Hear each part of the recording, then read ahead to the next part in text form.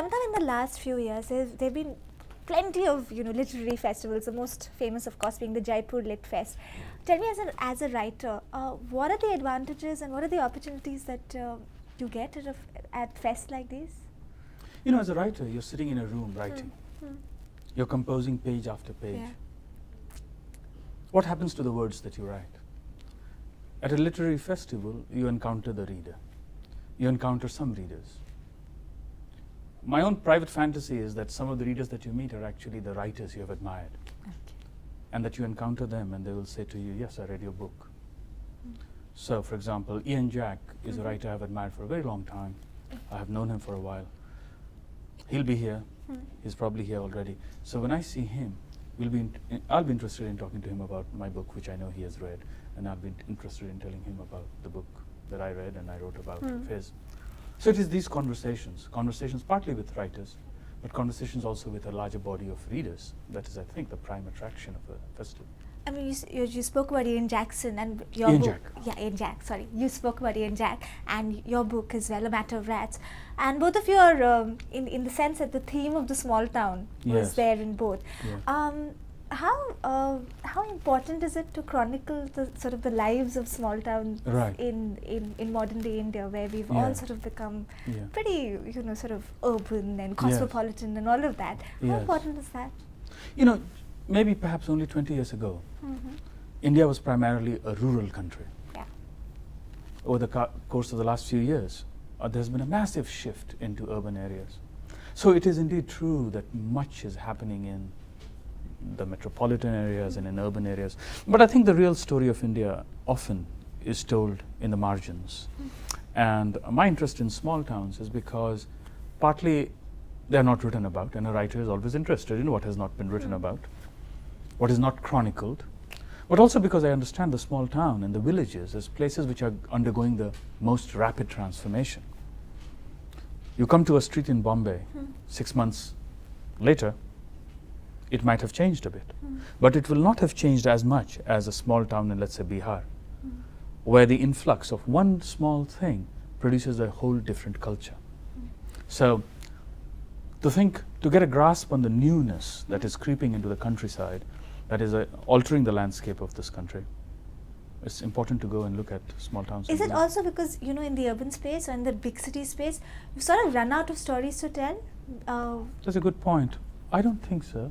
I think in a city of 16 million people, there are at least 16 million stories. Okay. So you don't run out of stories. It's just that those stories might be most familiar to those people living here. Okay.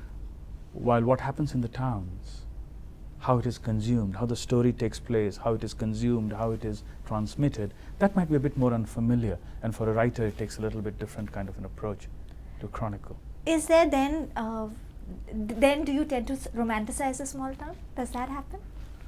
Maybe not you as a writer, but maybe me as someone who's been living, I'm from a small town, but I've been living in Mumbai for the last 15, 16 years. So there is that, you tend to romanticize a small town. And so does that happen? Does that creep into... Yes, maybe in my case, there's a little bit of nostalgia for what I have left behind. And nostalgia is always tinged with romance. But I had read a report that rats were drinking the confiscated liquor in my town, and there was no romance about that. There was some humor, perhaps. There was some, and then rats carried away my mother's dentures. So again, there was a little chance of romanticizing that. Okay, maybe not romanticize. I mean, the certain kind of quaintness or quirky flavor that maybe you get in a small town is what you're seeking. I'm just asking, as a writer. I'm not I'm seeking difference. Okay. Something that will be different and new and startling. That all that had appeared familiar would now appear new. Okay. So if there is a certain kind of Patna story and people imagine it is stereotypical, then how to find something that is the surprise? Okay. So for example, Mary Antoinette's crockery. What is it doing in Patna? Okay. Marlon Brando. What was he doing in Patna in 1967? Okay. Why is Napoleon's bed in Patna? Did you know that? No, I didn't. So it's not so much the romance, it is more curiosity. And who's your reader? Hopefully you and everyone else in this room and in the world. Is it the reader in Patna? I would like not to have left the reader in Patna behind. Okay. Bookstores are not doing very well in Patna. I'd like my books to be in the bookstores in Patna and be a part of their revival. I think it would be a tragedy if the people you were writing about never read you. So, the reader in Patna, but also the reader in Mumbai. Often the reader from Patna who is in Mumbai would be my reader, hopefully. But one of the pitfalls maybe of literary writing is that maybe it's inaccessible, not just to the person in the small town, but maybe to certain sections. Yes. Is that a problem you face? So maybe you get like great reviews and a certain kind of reader, but there are certain sections of readers maybe who find that inaccessible. Is that something you deal with? Well, it is possible that a certain person might be more interested in Sunny Deol than he or she is in my writing. Yes. Or for that matter, Ranbir Kapoor and Deepika Padukone, who surely deserve all the attention they can get. But should I go on bemoaning that I can't have as a captive audience that person who would rather be watching a film? I don't know. I'm not here as an advocate or a proselytizer of writing. I'm not here to stand in a pulpit and say, I'd like everyone to start reading. I'm doing it because it is very important to me. Okay. And of course, it finds meaning when it reaches someone else. But if I'm reaching a few people who might have literary interests, then I think I'm doing my job. Because I think if I started thinking that I should manufacture something that is commercial or extremely popular, I think I might also be very shallow then and trying to reproduce myself in the image of other people whom I do not necessarily respect. Okay, you spoke about distribution in your books not being available maybe in smaller towns and all that. Right. But in that sense, then what is your take on digital books, or e-publishing or e-books? Do you still think books should be about paper, or you can smell them, or is it okay to go that way? Because that solves some problems.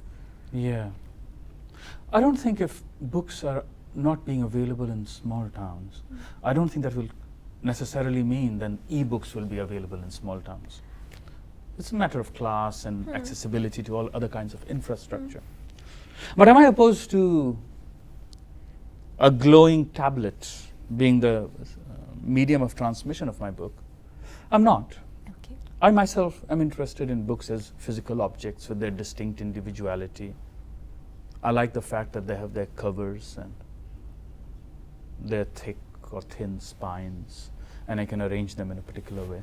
So, e-books are not for me. But at the same time, it's also true that I have, on my phone, for example, I keep a few volumes, including John Cheever's diaries. So you're standing in a line, I'd love to read them, because you read a day's journal while the sandwich is being prepared, and your turn comes, you click it off, put it back in your pocket, and take the sandwich. Just in terms of portability and accessibility. Sure. Okay. Sure. But when I want to go home and get to bed, I want that book in my hand. Okay. I want its comfortable weight against my chest. Okay. Thank you so much.